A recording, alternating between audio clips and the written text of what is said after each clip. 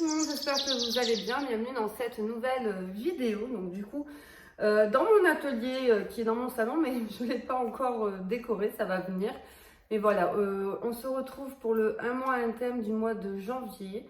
Donc ce mois-ci, le thème, ça sera l'organisation.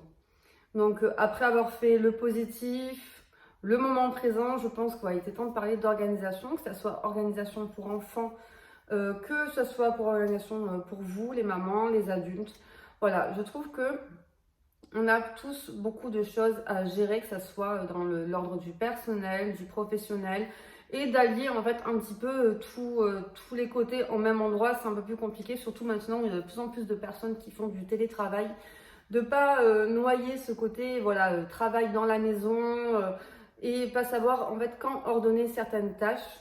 Donc tout le long de ce mois, on va se retrouver pour parler d'organisation au travers d'astuces, de printable que je vous partagerai et d'exercices de sophrologie pour pouvoir vous détendre et prendre vraiment le temps de vivre tout simplement ce moment.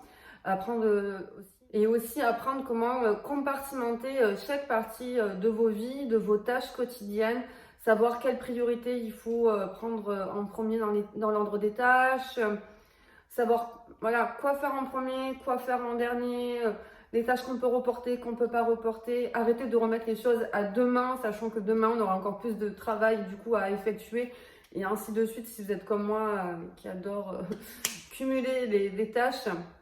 Donc voilà, moi j'essaye en tout cas de trouver un équilibre dans mon organisation. J'ai beaucoup de carnets, j'ai beaucoup de planners, j'ai beaucoup de to-do list et vraiment j'essaye tous les jours d'écrire des tâches. De m'atteler à ces tâches-là. Si je ne peux pas les faire, je regarde si elles sont prioritaires ou non. Si elles sont prioritaires, j'essaye vraiment de les faire, en fait, de les effectuer.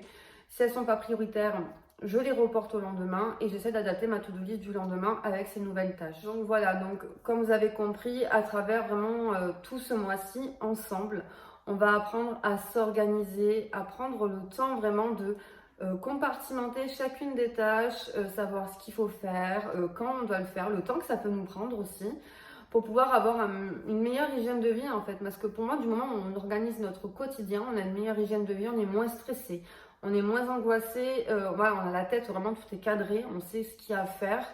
Et ça nous permet d'être beaucoup plus serein, voilà, de pouvoir un peu plus souffler sur tout ce qu'on a à faire et d'être moins stressé et moins angoissé sur la masse de choses qu'il peut avoir à faire ou non, parce qu'on sait plus ce qu'on a à faire. Enfin, voilà, des fois on est un peu emmêlé. Moi j'ai des jours où ça m'arrive d'être dans cet état-là, je vous l'avoue, hein.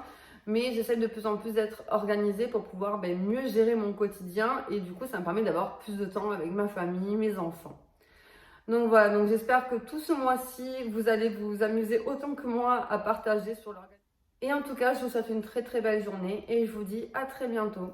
Bye bye!